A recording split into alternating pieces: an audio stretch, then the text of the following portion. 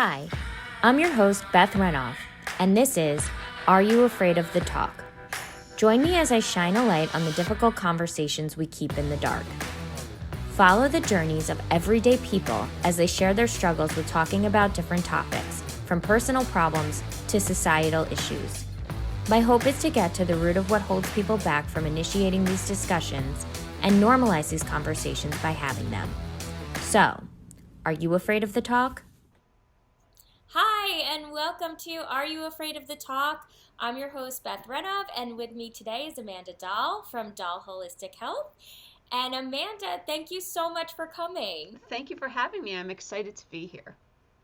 I'm so excited to have Amanda on. I actually work with Amanda for Reiki, energy healing, herbal stuff. I have Lyme disease, and I was somehow guided towards Amanda and felt like I met my match, and kind of history from there. But I'm so excited to have you on. And do you mind telling listeners a little bit about you so they can get to know you and get a little more info? Sure. My name is Amanda Dahl, and I am originally from New England, and I moved to Southern California with my family back in 2014. We had just been diagnosed with Lyme disease, and that was where I was introduced to energy healing and energy modalities and natural medicine. And I ended up studying it after healing myself and making a new career of it and meeting wonderful people like Beth, and here we are. Yeah, and I love how from something that's not ideal came like resilience and a new career, and I'm seeing a lot of that in this space. And you know, like when you go through something, it's really nice to be able to help someone else so they don't have to struggle as much, and you've done such a wonderful job of that. Thank you. Yeah, it's really a blessing to be in this space. hmm So, I always start with a little bit of an icebreaker just for people to have fun, get to see you, like a silly side of you. And your question would be, what is your go-to karaoke song? My go-to karaoke song is Love Shack from the B-52s. Mm-hmm. And why is Love Shack the one that just is like, okay, I'm ready to go? Because I just love that one, whether you're doing karaoke or you're in the car. Like, I just love how at the beginning, the big scream of Love Shack. And, it just gets everybody on their feet. It's a crowd pleaser, and it's so fun to just belt it out. Yeah, it really is. I feel like I never thought of that, and now I just want to go to karaoke Yeah. just to do that. But I'm going to I go to New feel York, and you and I are going to go to karaoke, and we're going to do Love perfect. Shack. Yes. I mean, maybe when COVID isn't surging, because it's probably the worst Uh, COVID activity, but I know. Yeah, no, not right now. We'll wait. yeah. We'll Yeah. wait. But I am excited for that. And does that song, like, is it connected to any memories? Is that a part of the reason you think of it? I've just, that song came out when I was a teenager. Um, Mm-hmm.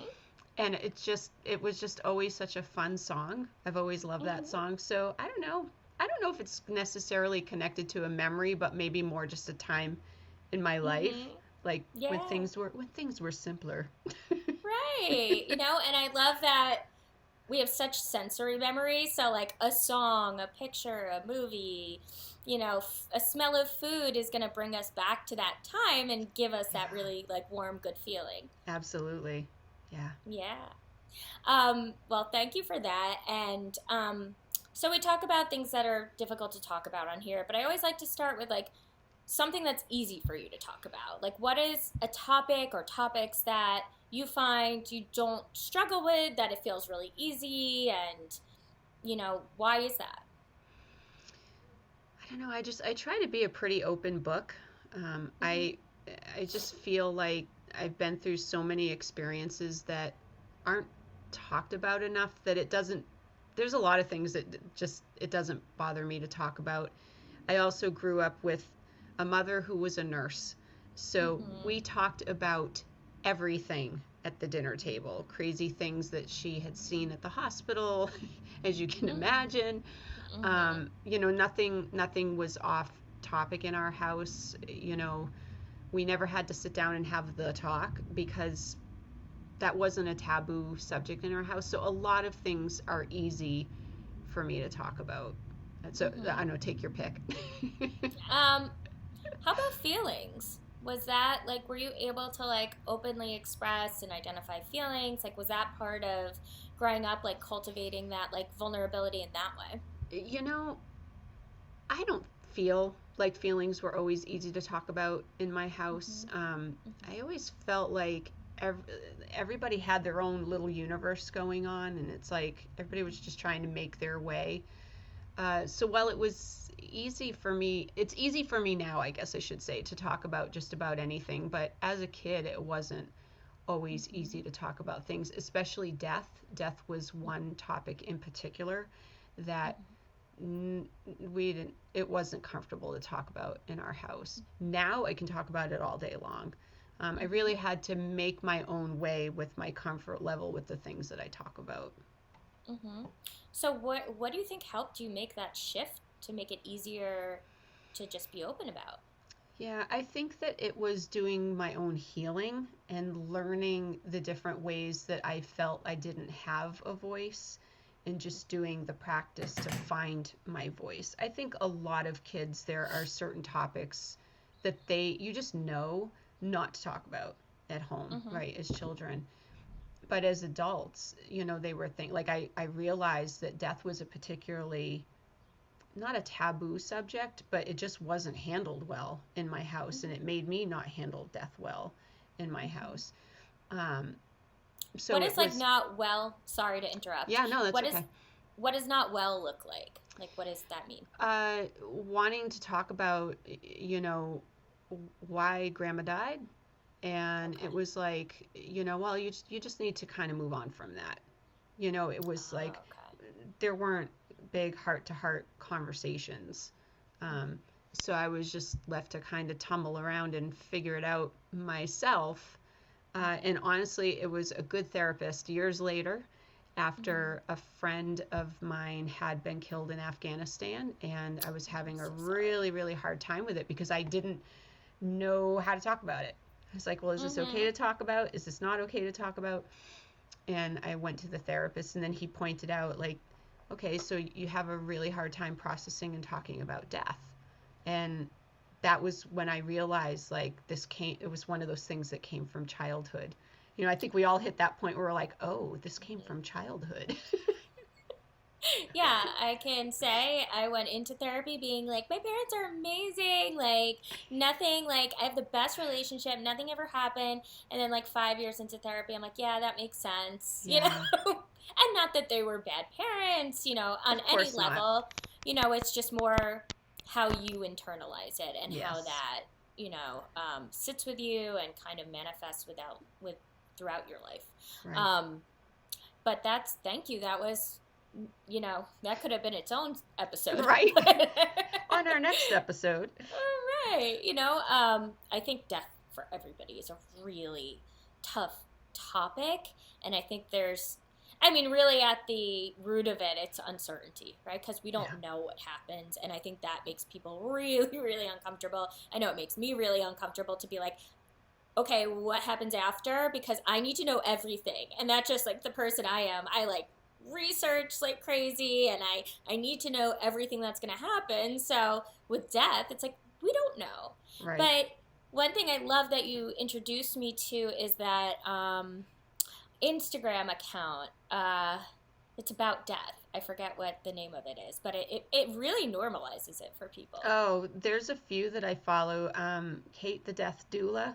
I think she Yes. just changed the name of her space, but Kate the Yeah. Death Doula is probably my favorite. She talks Yeah. about a lot of death topics. And then, there's just, I mean, just type in, death. Mm-hmm. There's Caitlin Doty, who Mm-hmm. she has an amazing YouTube channel. She really is one of the YouTubers that really made me feel so much more comfortable about talking about death and end of life, and then researching end of life, experiences, and um, sometimes people have near death experiences, NDEs.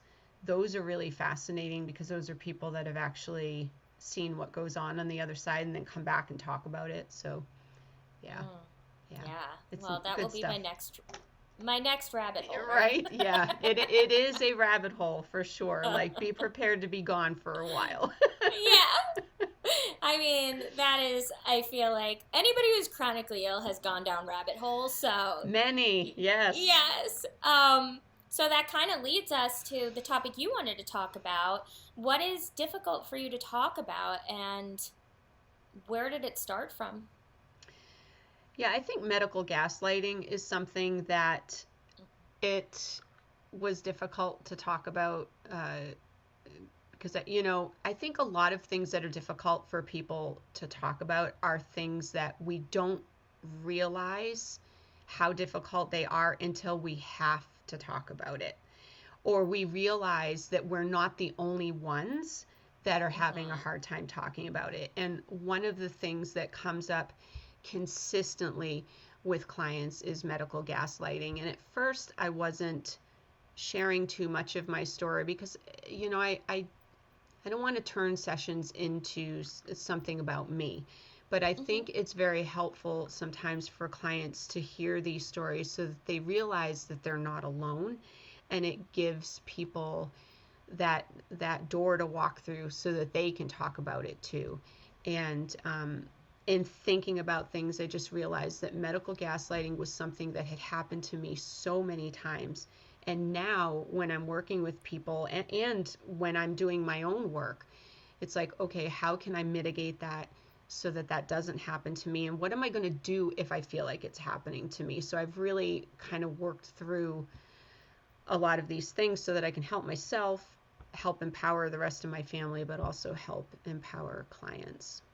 Right.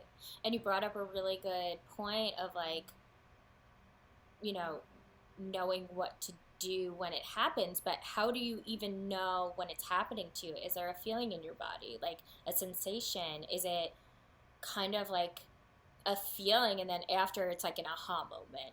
Like what does it look like for you? Yeah, well, I think what happens to a lot of people, and this definitely happens to me, even still, I go to a doctor's office, and you go to the doctor expecting to get answers.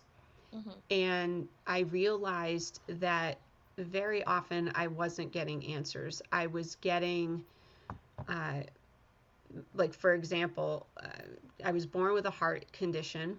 I saw the same doctor for many years, and I was having a lot of issues with racing heart and becoming very fatigued with exercise. And, I was, a tween, and I couldn't do the monkey bars. I couldn't run around like other kids could. Like, I would get sick. And so we went to the cardiologist, which was a big deal. In the 80s, going to the cardiologist was a big deal. It, you know, it was a day trip because, the hospital was down in Boston. It wasn't in the town that I lived in.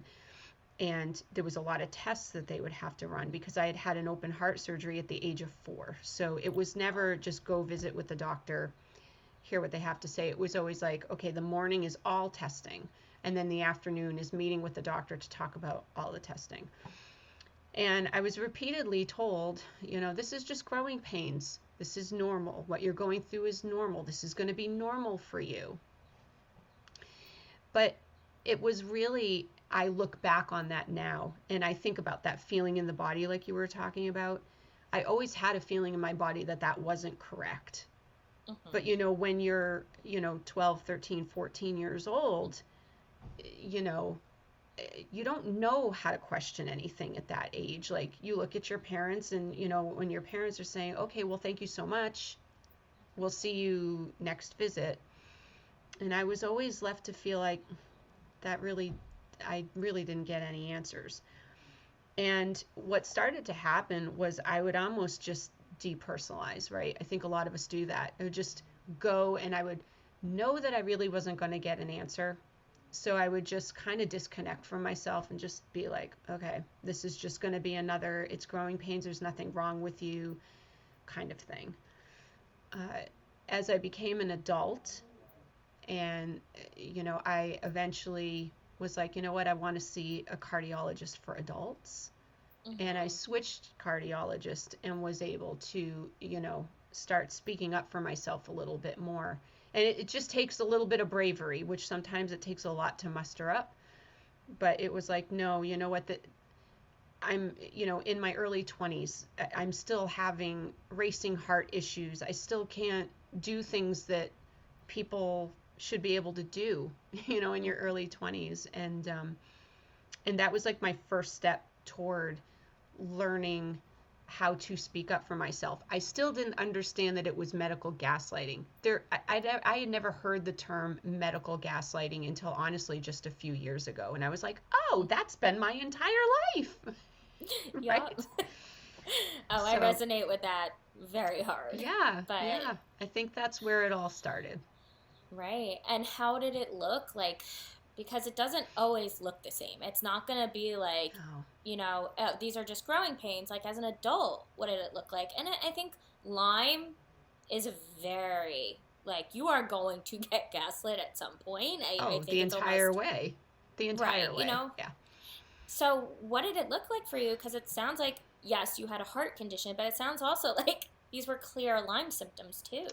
Well, actually, for this particular heart condition, it wasn't totally Lyme. No, okay. Because I was born with a hole in my heart. For those of you who know what different heart conditions, I actually have tetralogy of Fallot. And if you know anything about that, there's 4 things that are wrong with my heart. I only presented with 3. The 4th thing couldn't be fixed during my open heart surgery. So part of this was that 4th thing kind of starting to rear its ugly head. As things progressed in my life, just with my health in general, all sorts of other things started to pop up. I was having a lot of spells of extreme dizziness, like, not the kind where everything is spinning and you just feel like you're going to fall over, but it was almost like increment, like wah, wah, wah, wah, wah, wah. It wasn't like smooth. Right. And I went to the doctor for that, and I described what was going on, and they said, they ended up diagnosing me with benign positional vertigo. That was like the beginning of my Lyme journey. This was in my early 20s. And I was like, it doesn't feel quite right. And I'm like, well, what do I do for that? Like, what do I do? They gave me anxiety medication. Wow. And I was like, okay. And again, that feeling in the body, that sense that this isn't quite right. But I took the anxiety medication and I had less of those symptoms. So I was like, okay, well, maybe that is what it is. Sometimes we're like, we just lay down our sword and we're like, you know what, maybe that is what it is, because this medication is making it better. But then all these other things started to happen, strange rashes, difficulty sleeping, difficulty swallowing, like all these other symptoms started to pop up. And, when you go to conventional doctors, and I love our doctors, however, they don't look at the body as a whole. They look at the body for whatever it is that they specialize in. And a general practitioner, they're kind of the gatekeeper. But, they're like, oh, I'm going to send you to this specialist, whatever kind of specialist it is. So it was just years of, kind of being bopped around. Well, go and have, a CAT scan on, your stomach, because I was having all of these digestive problems. And, and then they'd get the test results. Oh, there's nothing. It always came back. There's nothing. Everything, everything checks out okay. Everything's okay. And ultimately, are you on medication for anxiety? Because, a lot of these things are symptoms of anxiety. Like, I got the anxiety thing so many times. And yes, I had a lot of anxiety because I was going through all of this. Right. And just being told that it was anxiety, but that wasn't the root cause. The anxiety wasn't the root cause of my anxiety. I knew there was something else that was going on. But I didn't understand that I was being gaslit. Again, that terminology didn't exist. All I knew is that I was being tossed from doctor to doctor to doctor. I think for people that are being medically gaslit, it's almost like there's a big narcissist. The medical system becomes a big narcissist, right? And it's like, okay, well, I just don't know who to talk to about how I feel about this, because I'm just always told that it's anxiety. And even sometimes people start to look at you like you're a hypochondriac. Oh, yes. And some people can't handle the fact that you don't feel well a lot of the time, so a lot of people fall out of your life. Those are some of like the side effects of being medically gaslit, is that you start to question your own sanity, and sometimes you even feel like people are justified in walking out of your life, because it's like, well, at least they get to walk away. I'm stuck in this life. There's nowhere for me to go. I'm stuck in this. So that went on for a really long time, and then it came time. I had my son, and the heart problems really got bad during about month 7 of my pregnancy, and That's so scary. it was terrifying. Yeah. And I had to wear a monitor, and the monitor captured an episode of my heart going 320 beats a minute. Oh my God. So, back at that time, we didn't have Wi-Fi and all these fancy things yet. So you took the monitor and you would hold it up to a landline phone. People remember landline phones? You held it up to the landline phone and you played it, and they would record it into an EKG machine. And the nurse came back on the phone, and because I was at work while this was going on, and the nurse said, Amanda, listen, you need to go to the emergency room right now. Either call an ambulance or have somebody drive you, but you need to go to the emergency room right now. Now, here I am. This had been happening to me for years. And I was like, whoa, like somebody is actually taking this seriously. And at that point, Beth, I was like, wow, I mean, I appreciate that they're taking this seriously, but like in my mind, I'm thinking this. I almost gaslit myself, because I was like, well, this happens all the time. Like, nobody has ever paid attention to this, no matter how many times I've talked about it. So, okay, I guess I'll go to the emergency room. And I went to the emergency room, and the head of cardiology was there. They were waiting for me, and like, here comes, I was a very hugely pregnant woman at this point. I walk in, and they're standing there waiting. Emergency rooms don't stand there and wait. And they were like, Mrs. Dahl. I'm like, yes, come with us. They put me in a wheelchair. They wheel me right back. They start sticking me with all these monitors. I was like, what? Because nobody had ever taken this seriously. It was terrifying. They're like, we're going to admit you, and I was like, rah. And that's when, they found that, they figured out some of the heart problems that I was having. Now we know, years later. We didn't know until just recently, because this was back in 2003. We didn't figure this out until a couple of years ago, that this was the Lyme. Like, this was really the Lyme going to town on my heart. Getting pregnant can really make Lyme come out in your system. Didn't know I had Lyme. So we, now we know there would have been caution, with starting a family right away, but we can't turn back time. But that was really the beginning of Lyme. But even then, they didn't test for Lyme. They didn't realize any of this had to do with Lyme. They just, diagnosed me with AVNRT and ventricular tachycardia, and told me, that as soon as the baby was born, I was going to have to go in and have more procedures. And eventually I ended up with an ICD, which is a pacemaker device with the feature that can shock your heart back into a normal rhythm, which I ended up having that. Still didn't know it was Lyme at that point. But nobody dug any further than that, so I got this device, and I was like, okay, and lived with that for a while. And then I started to have all kinds of problems with my uterus and my ovaries and my cycle, and started seeing a OBGYN specifically for, those sorts of issues. And here comes more gaslighting.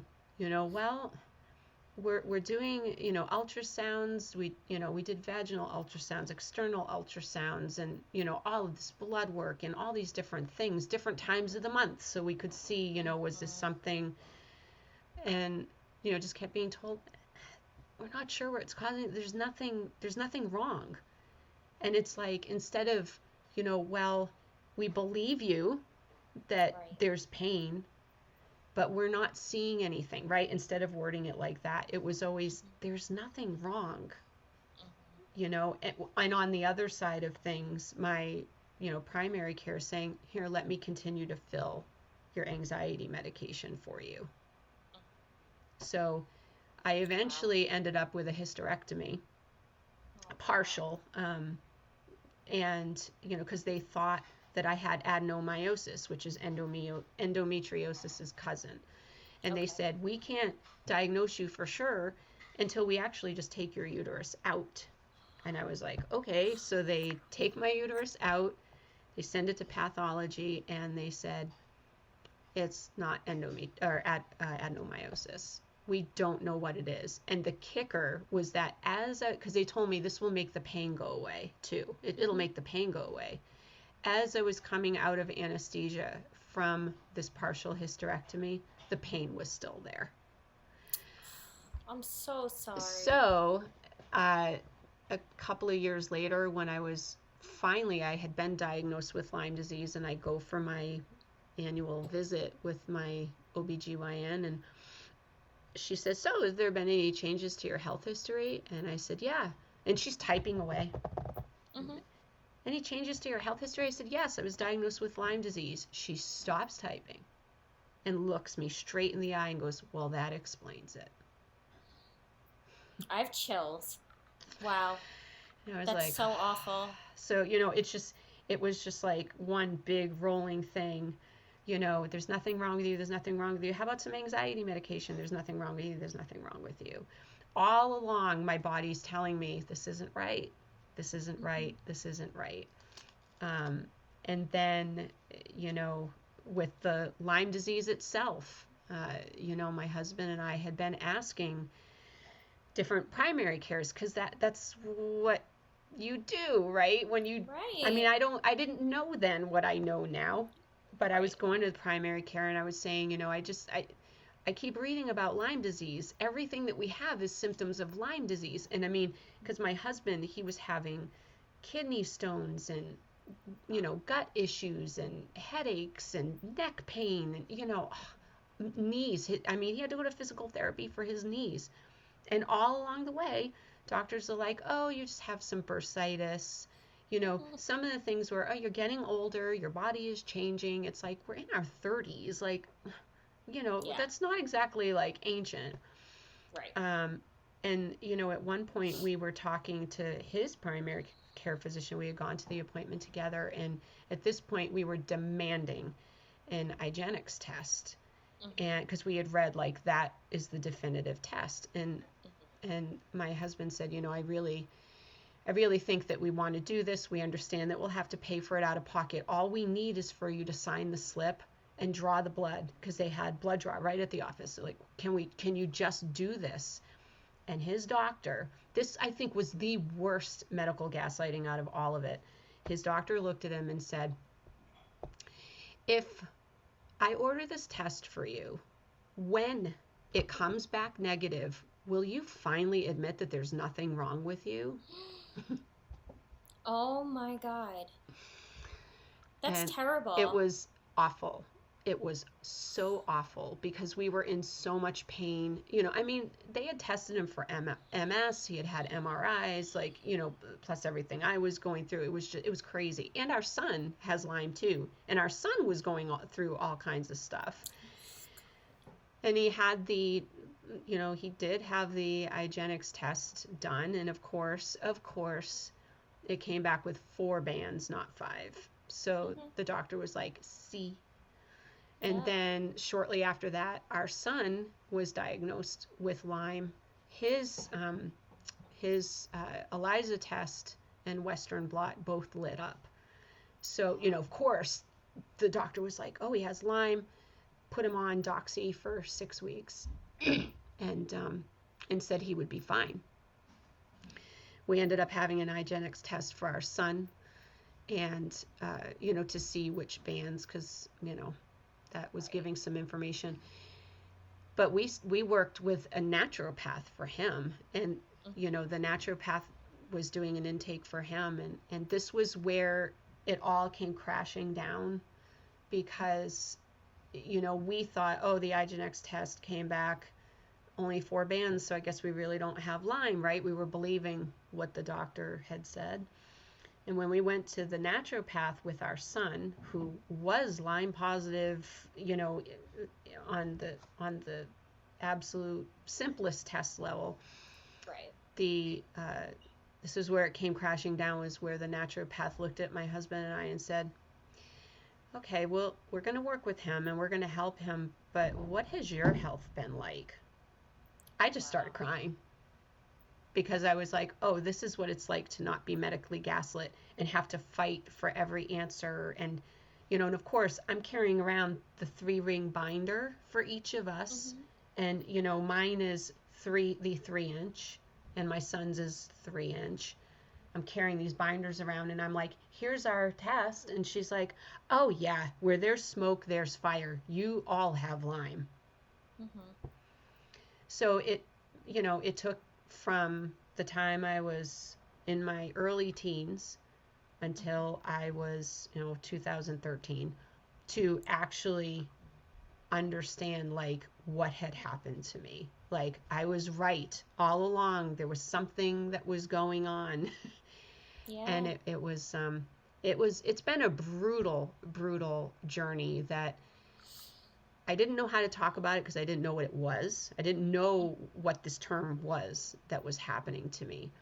And being in the Lyme world, you realize, like, I don't know that I've ever spoken to a person with Lyme disease who hasn't been medically gaslit.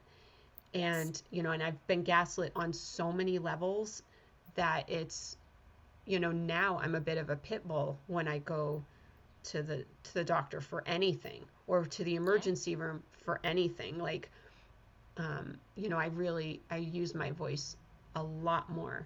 Like, an example of, like, using my voice, like, my dad had cut his toe and it was literally bleeding, like dripping blood everywhere. And we went to the emergency room. We were the only people in the emergency room at the time, and my dad's toe is bleeding like crazy.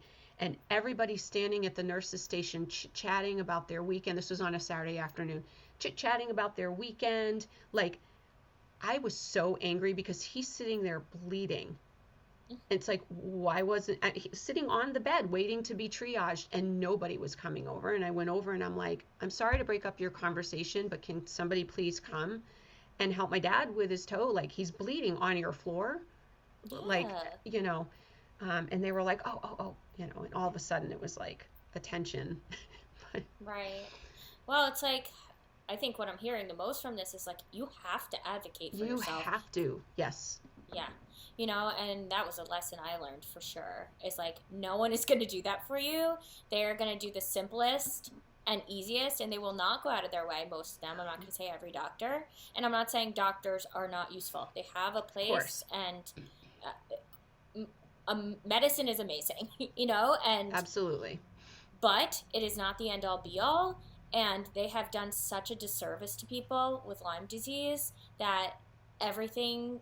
I mean, you have different things, and obviously it's a different experience, but I think everybody can identify with that who's probably had a chronic illness, not even just Lyme. Right. But like an invisible illness where you are just not believed. And it really does a number on your self-esteem, of trusting yourself, and really gaslighting yourself. Because that is one thing I did over and over. It's like, you must be crazy, because how many doctors have you been to that told you your blood's fine, your urine's fine, you're fine. You just need to, like, figure out how to deal with it. Right. And that is the most angering and discouraging and frustrating thing to hear, is like, oh, it's gluten, you'll be fine, or oh, it's anxiety, or it's depression. And it's like, okay, but why do I have this? It's really not normal for people to be in a constant state of depression or anxiety where it's interfering with their life so much. Like, why is no one asking why? And why is medication, which is literally just a Band-Aid,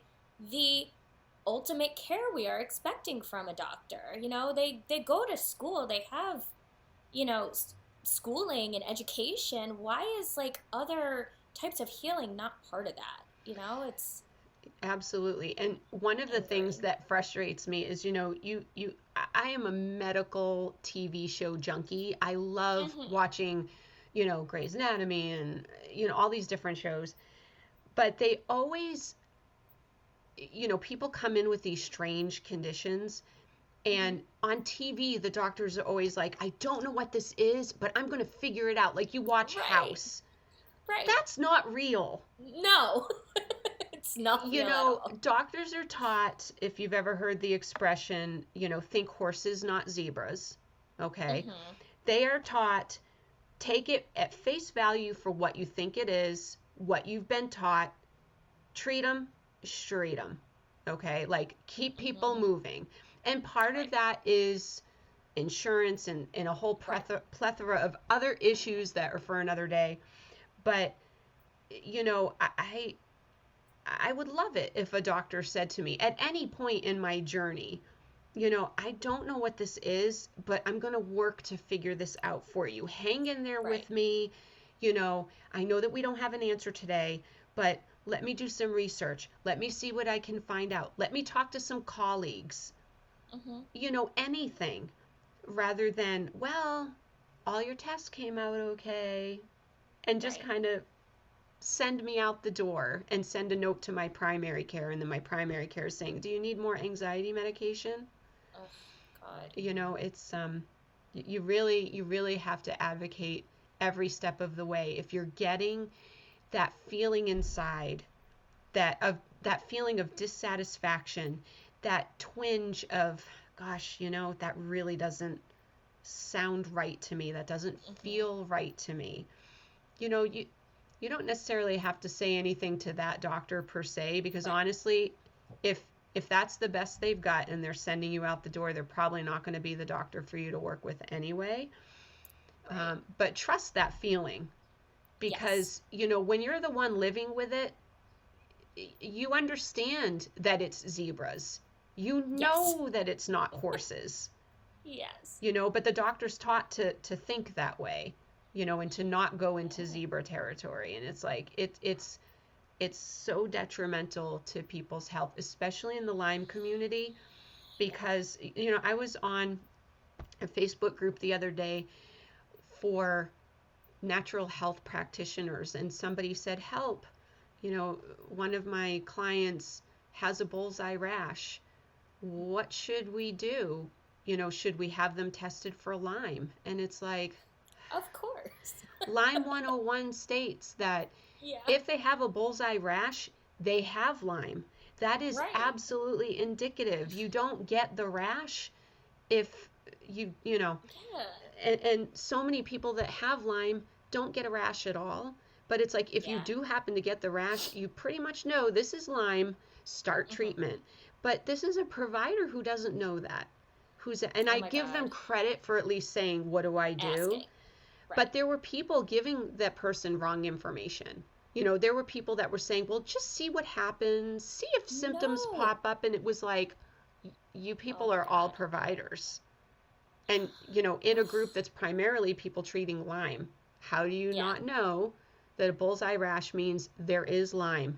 Do not pass go, do not collect $200. Start treating. I couldn't believe it. There's just so much misinformation out there. It's wild. I think it's also just like a lack of information. I went just to establish, because when I got Lyme, they threw me on a whole lot of pills, and depression and anxiety were a huge symptom for me. So I am on an antidepressant, and I don't feel badly about it. I need to get through the day, and I need to live. Amen. But it's like I had to find a new doctor, and I think the one thing about everything is, like, after you've been gaslit, like, going to a new doctor is scary, because you're like, are they going to believe me? Are they going to be like, this girl's crazy? And, like, I had to tell them, like, every co-infection I had, like, before I even saw the doctor, the people who worked there had never heard of it. They're like, what? How do you spell that? What is that? Mm-hmm. It's like, why am I going to an office where these people are in school and they don't know the disease I have? Like, Right. that's alarming, And going to an infectious disease doctor, I had been with him for 2 years on antibiotics and every kind of medicine you can imagine, to be okay for sleep, for rashes, for the actual antibiotics to kill. Nothing worked, and the answer was, I guess you have to go somewhere else, and that is, how do you feel okay saying that to someone, instead of exactly what you said? I got so angry, I just shook the computer, but, I just don't understand, how you can sit with yourself and be like, this was the right thing to do. Yeah. It's really amazing and frustrating. But in a sad sense, I give the doctor credit for saying to go somewhere else rather than continuing to tinker around and put you on this path that you just have no chance. Well, that's because I kept asking, okay, is diet involved? Nah, like whatever you're eating is okay. There were so many points he could have said that, and and it's so funny you talked about the IGeneX test. I asked for an MDL1, medical diagnostic labs, because that's actually like the ELISA I got from them showed up positive. So I'm like, can you retest me with that?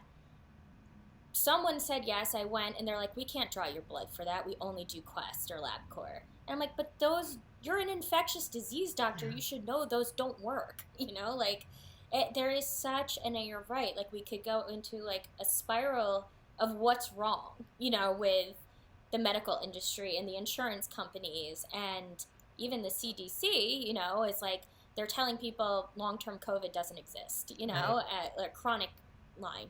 I'm sorry, COVID. Right. Geez, Lyme. Yeah.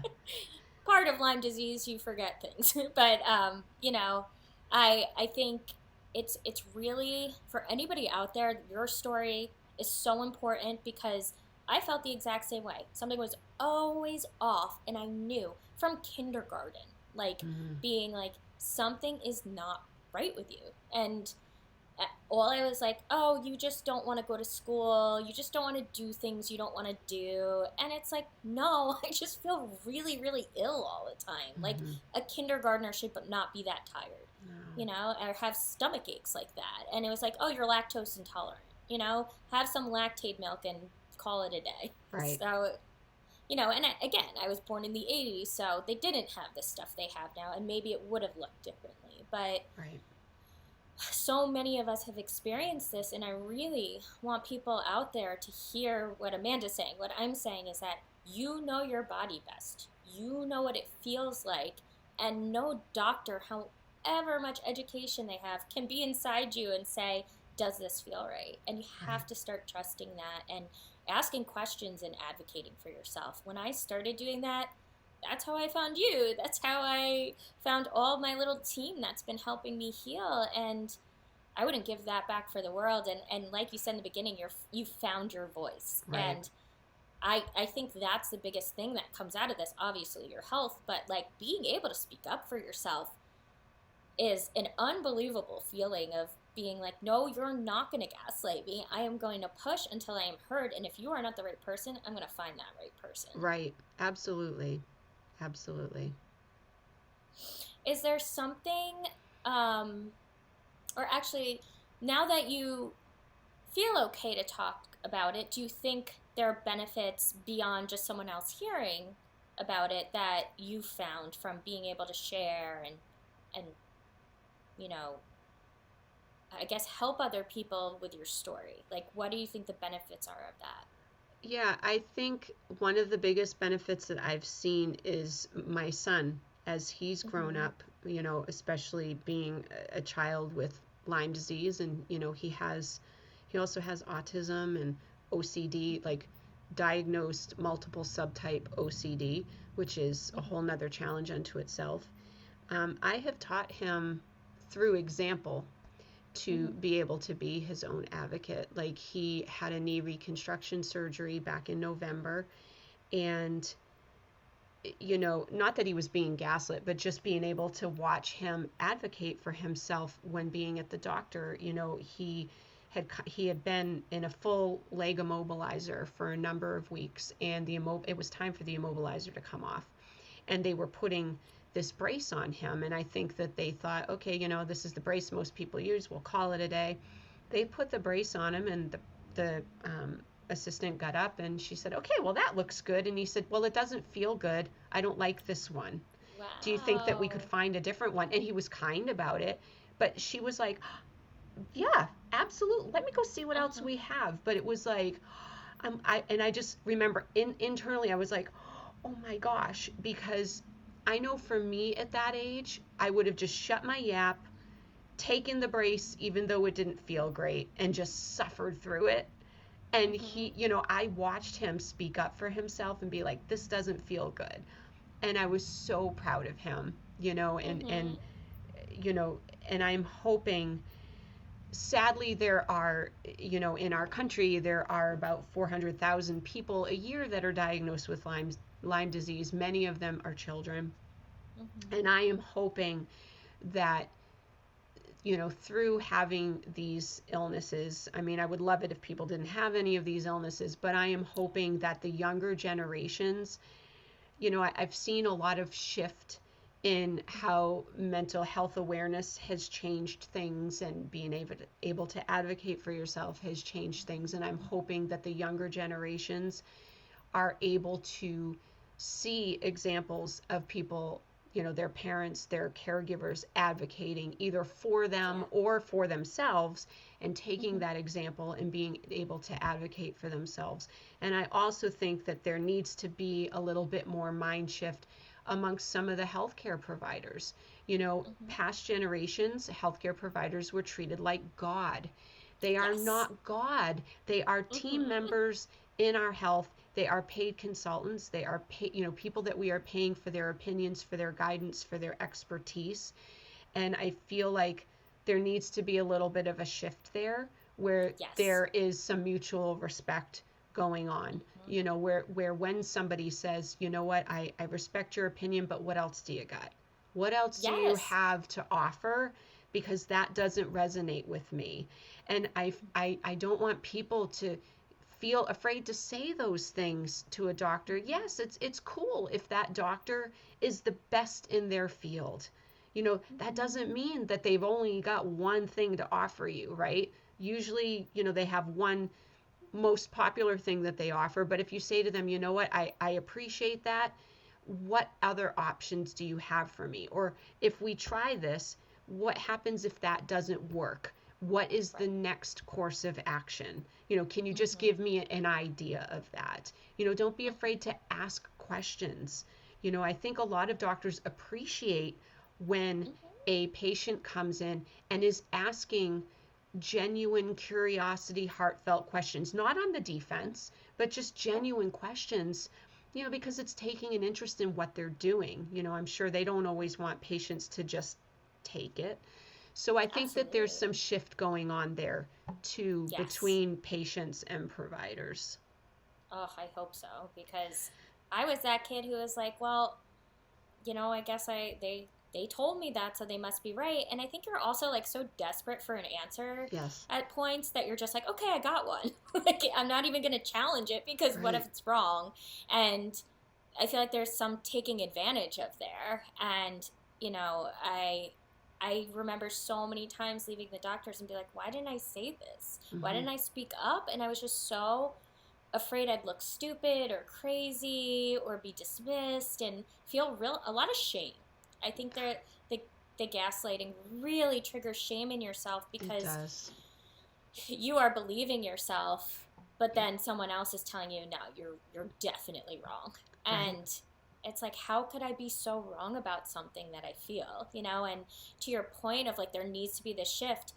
Even with my clients, I am a therapist, and I say right off the bat, I'm like, do not enter this thinking there is some sort of power dynamic. If anything, you are the expert on your life. So I'm just here to help guide you, and I'm here as a support. I am not here to fix you. I am not here, to magically make your life better, and I'm not here to tell you how to live. I'm here to support you and kind of take your lead, because you really are the expert on your life, and only you can tell me how you're feeling, Right. what you think is going on, and it's usually right, you know? Yeah, absolutely. And the thing is, when a doctor is presenting something like, okay, drink the lactate milk and you'll feel better, right? Right. Well, they're not totally wrong. No. They're just not getting to the whole root cause. So it's like Right. sometimes Right. it's like they're giving you a piece. Okay, Right. how are we going to build on that piece?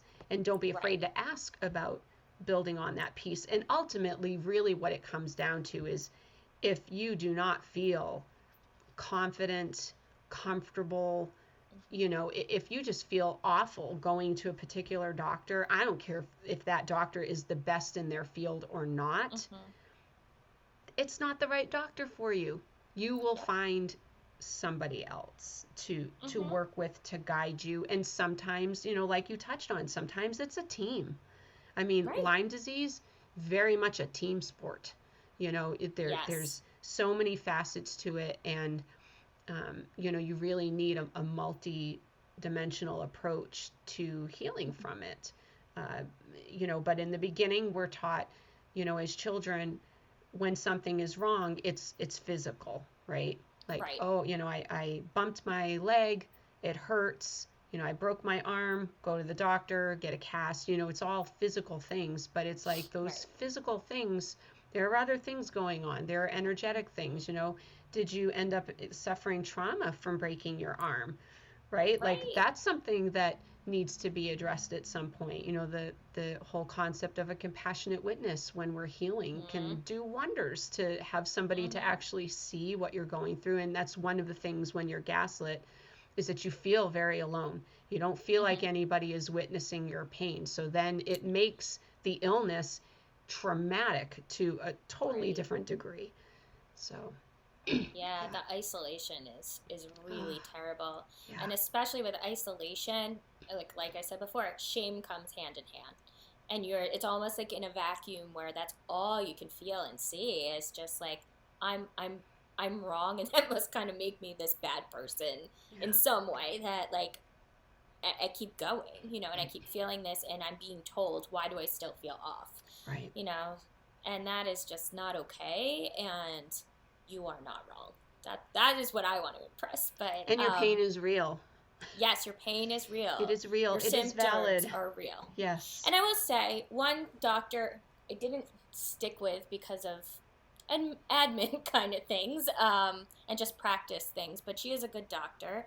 She wasn't right for Lyme disease. She was the one who diagnosed me, luckily. Mm-hmm. Um, but she said to me, and this was the first time I ever really felt heard, she's like, Beth, any symptom is not just a symptom. It means something is going on in your body. Your body should not be having headaches. You shouldn't be having stomach aches. She's like, that means something is off, and you need to address it. Don't think that that's not important. Mm-hmm. So I remember not mentioning certain things because I'm like, what does that have to do with it? But it has everything to do with it. Yeah. So, I really urge you not to feel scared to mention everything that's going on, because none of it is silly, none of it is stupid, none of it is meaningless. It's probably all connected. Yeah. And like Amanda said, like even on an emotional level, we feel our pain in certain areas and hold it, and trauma. So it really does have to be a full body approach, like mind, body, spirit, and you're going to be in a really good hands if you do that. Yeah, So, for sure. is there something, um, even something quick, or something you could easily tell clients that was a way to either notice this or protect yourself? I know you're like, do energy healing. I don't know if there's a quick thing that someone could even think of, or Yeah. I don't know. You're the master of this, so. Oh, thank you. Uh, when it comes to medical gaslighting, I think that most of us, when it's happened to us, we go away with kind of that icky feeling. Mm-hmm. But I encourage people to connect with that. If you that however that icky feeling feels for you. Some people, they want to cry right away. Some people, their throat starts to hurt, or they get that lump in their throat because they have to cry because they just feel so frustrated. Or maybe your stomach gets really upset, sometimes when you go to the doctor just because of that anticipation. But if you walk out of there feeling, and you're still feeling lousy, and connect with your body. Because every part of your body is giving you a message when that happens, right? When our throat starts to close, it's because we feel like somehow we just lost our voice, right? We can't use our voice, we know, or our voice was taken from us during an appointment. So if you feel that lump come in, it's like that's what your body is telling you, like, you just got your voice taken away. Or when your stomach starts to hurt and you feel like maybe you're going to vomit, right? It's like when your stomach is hurting, it's the message that your self-esteem somehow just took a hit. And if you happen to vomit, it's like you're finally able to expel some of that emotion, like that's how it comes out physically. Or sometimes people get constipated, or maybe they're going in the other direction. It's like these are all clues about how you're processing life, or you're not able to let some things go, or you've got to get things out as fast as possible because you're trying to like get away from it as fast as possible. It's like your body is giving you those messages. So if you're walking out of the doctor's office, tune in real quick to where are you feeling things. Take a little note of it, or do a little text to yourself, like, what are you feeling as you walk out of the doctor's office? That will give you a good indication of, after you think about it a little bit, okay, ultimately, is this doctor somebody that you should continue to work with? Should you seek someone else out? Or maybe you just need to process, because maybe some of it sounds super scary, right? Like if you're having a hard time walking after, like our knees are where we carry a lot of fear, especially behind our knees, right? So if you're having a hard time walking or moving forward, it's like, okay, is this because you're being gaslit? Is this because, you don't know how you're going to move forward? Like if we think about things on a metaphoric sense. So those are things to tune into. I talk to clients about doctor's appointments all the time, and I'll ask them, where were you feeling things when you left the doctor? Now let's process that. We'll talk about how they feel about things, and sometimes, it's not even necessarily that doctor. It's just the body's conditioned now. This is what you do after you go to any doctor. And it's like, okay, let's process that out. Do we need to do some energy work? Do we need to do some emotion code? Do we, how do we process that out so that the person can move forward? Because healing is very somatic, and our body is always giving us messages. So it's just a matter of how do we interpret them so that we can decide how to move forward. Because it is possible to move forward. We just need to decode what's going on. Right. And, it's kind of like what I said in the beginning is like the sensory piece, like that stays with you. It sure does. And I can tell you, every time I go to a doctor, I get very anxious, but I don't realize it, because what I've learned through my healing process is that I process very slowly and very delayed. I do too. So yeah, it's like, oh my God, I didn't even realize. I just knew I felt really bad. And I get that feeling every time I go. And it's this fear of like, okay, am I going to be believed? And one of the things I learned from you was that feeling in the throat. And I am someone who, I don't know, I'm a very big talker. I'm a therapist. But when it comes to me, I do hold back and feel like my voice was taken away from me. Yeah. And that was one of the biggest things I learned with you, is like, that's because you're not being heard. And that's where your body is telling you, you need to like work on this. Right. So that was fantastic, and thank you so much. Your story's horrible and unbelievable, but also so resilient. And I'm so sorry you had to go through any piece of that, and that they failed you in that way. And I wish I could take that from you. But look where you are now, and look how many people you're helping, and what an inspiration you are. And that is amazing. And I feel like Amanda and I always have very long conversations when I'm like, okay, back to me, because I just enjoy talking to you so much. Totally mutual. Yeah. And if you can leave listeners with one piece of advice from your lived experience, and I know you've given a bunch, but maybe something that has nothing to do with Lyme, or what's one piece of lived advice from your lived experience? That maybe you would say to your younger self or a listener out there. What's something you could give them to leave with? Yeah, I was just talking to a friend about this the other day who's a bit younger than me, and she just celebrated a birthday, and she said, what advice would you give somebody, at my age compared to the age I am now? She's 27, I'm 46. And I said, my advice, no matter what you go through in your life, no matter where you are in your life, is to really enjoy the day that you're on as much as you can. Find one little piece of joy. Even for those of us with chronic illness, a lot of us, we have a pet, right?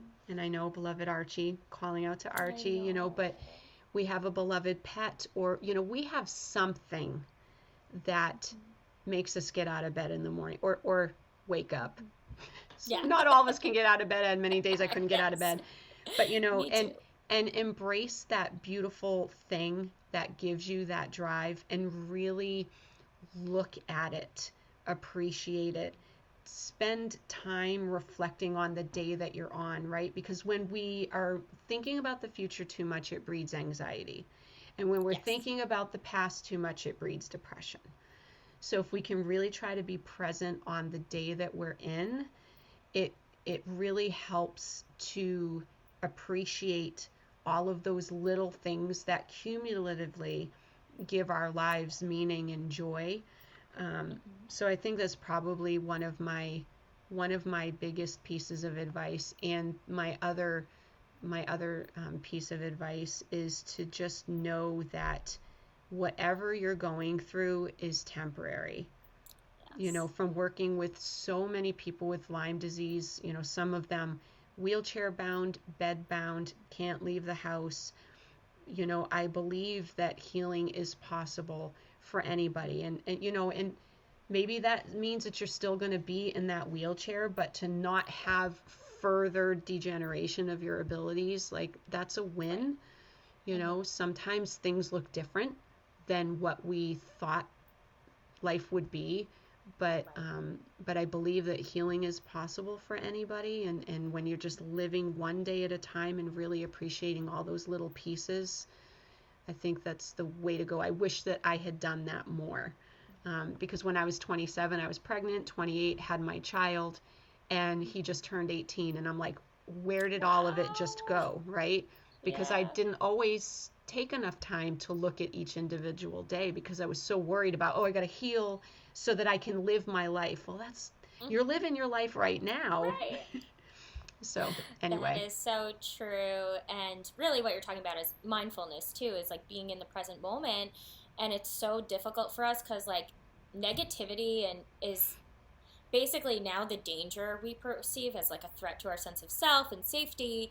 And so I talk about this all the time with my clients, is you have to purposefully seek out the positive and the joy. And it actually releases chemicals in the brain to calm down your nervous system, so there is a purpose. It is a lot harder than seeing the negative, because that is just an adaptation of survival skills, so really being intentional about what in my life brings me joy right now is going to help you so immensely, so that you can be there in those moments and really appreciate the blessings you do have in life. And I think everybody does. It's just, how are you looking at it? Right. And that is a really hard shift to make. I'm not going to lie.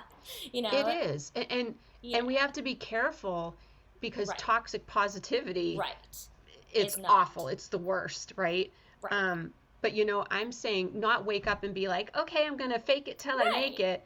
I'm saying, okay, I really appreciate the fact that my cat is laying in bed with me, and I'm going to lay here and pet my cat for a few minutes, guilt-free, not feeling like I have to jump out of bed and do the laundry and do a million things. No, take a few minutes of guilt-free joy, and build on that throughout the day. It becomes easier as it becomes more of a practice, and then you don't have to do that whole fake it till you make it stuff. Right. You know, because you are seeing the benefits that happen. And I do not like toxic positivity. No. I don't think it works. I think you're gaslighting yourself again, you know? You got it. But you are able to say, like, my dog, I think I've realized more than ever, and unfortunately, he passed a few weeks ago. I saw how much he actually improved my life. And towards the end of probably working with you, I would literally wake up every day and be like, I feel so lucky to have this guy in my life. And I wish I did that throughout his whole life so I could really have been present. But unfortunately, I was going through other things, and that would be my advice too. I think that's so important, is to realize there are good things. You're not just in destruction. Right. You know, there has to be one thing. And I even remember in grad school, they're like, okay, you're not going to like every client, right? So, but you have to find one thing you like about them, and then you can connect, right? And it's almost the same thing. Even when you feel like, I hate everything about my life, find one thing, and it could be the most superficial thing, but if you authentically like it or have a positive feeling, it's going to do something for you. Absolutely, for sure. Thank you so much. I'm Thank sure we you. are so over time, but this was such a great conversation. And can you let people, maybe someone, this was destiny and fate that you were on here and they're listening, is there some way people can find you? Yeah, you can find me on my website, which is dahlholistichealth.com. I'm also on Instagram quite a bit. Same handle, Dahl Holistic Health is my handle over there. I love to connect with people. I offer a free 30-minute call, so if anybody feels called to explore the possibility of working together a bit more, that is a very good way to do that, to be able to figure out how we can do this thing called life and healing. Yeah. That 30-minute consultation changed my life, so I am so grateful for it. If anybody is out there struggling, Amanda is amazing, and I really hope you get the help you need. I hope you've learned something from Amanda's story and all her amazing advice and tips, and tune in for another person's story next episode. And thanks again, Amanda, and I will see everyone soon. Thank you. Bye. Bye.